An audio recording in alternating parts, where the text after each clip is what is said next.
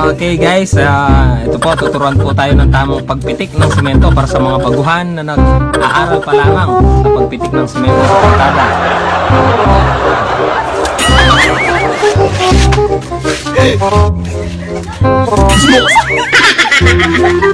Ayan po, natutungayan po natin ang tamang proseso. Paghalo, pagpitik, pagpahid ng semento sa plastering. Huwag pong gagayan niya na pinagbabawal na technique.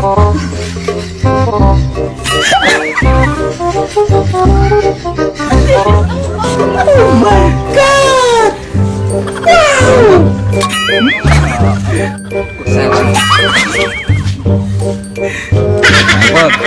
Ginagawa mo! Ano masasabi mo sa ating mga manonood? Ano masasabi mo sa ating manonood? Thank you for watching. Guys, tuturuan ko kayo. Ngayon yung matutunghayan ang tamang pagpitik ng palitada. Step by step yan, mga kalodi. Step 1. Kailangan halu-haluin ito. Dahan-dahan. Yan. Kita nyo? Tapos, medyo hatiin ng konti. Yan yung ipansasalok sa kutsara. Tapos, yung malalim. It was at this moment that he knew. He fucked up. sabay. Diba?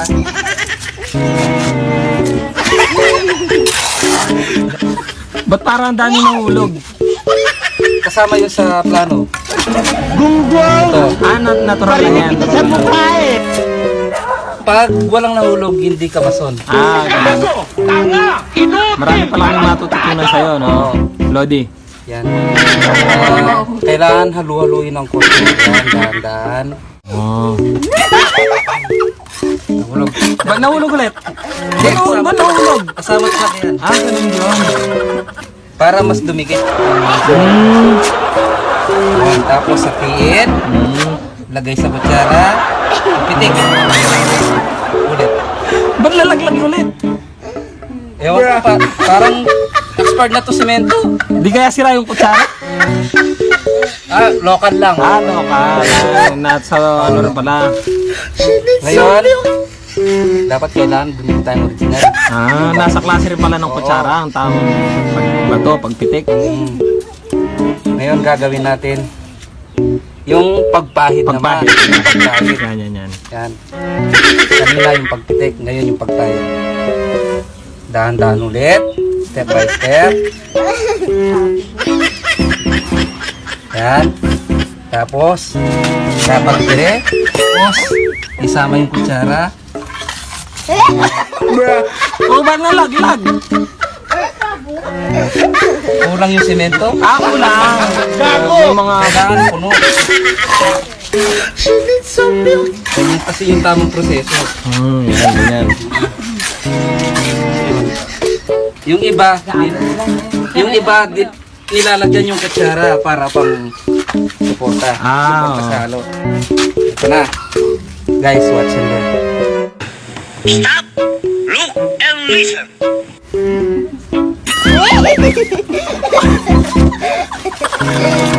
Ba walang dumikit ulit? Puno naman. Gago! Yan pala ng tamang pagpahid. Kuya, ba yun sa'yo? Dumidikit. Original. Tapos, itong semento, medyo matapang, tapos nilagyan ko ng konting asukal. Ganun ba yun? Lagyan mo ng konting asukal at saka konting paminta para mahanghang para yung kapit. Para dumikit lang ito. Para hindi siya maghiwalay. Yan guys, tingnan nyo. So mga kabok, ito po yung tamang proseso ng pagpitik o pagbato ng semento. Buwak na, may bato ba?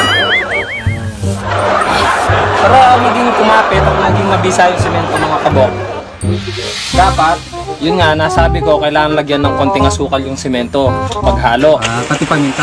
Paminta, para mas maging matibay yung samahan ng pader at saka nung May sweetness. hindi sila maghiwalay. Ganun pala yun.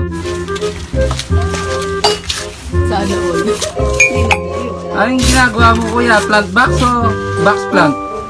Bali ito, hindi siya plant box, hindi rin siya box plant.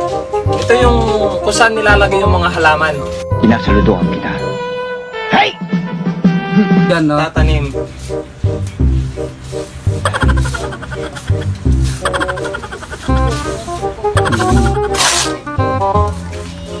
Yan no? Yung ganun yung tamang pag-ikot ng ano. Yun, ganyan. Nuro ko sa inyo kanina guys, basic lang yun. Ito pang ano na yun. Guys, dahil wala na tayong halo, Yan. Konting asukal at paminta.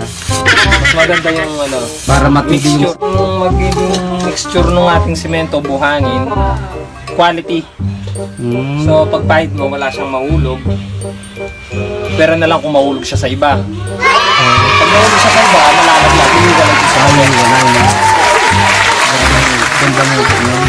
Doon na, hanggang doon lang tayo guys. Mamaya na natin ano, kasi patutuyin muna natin. Okay.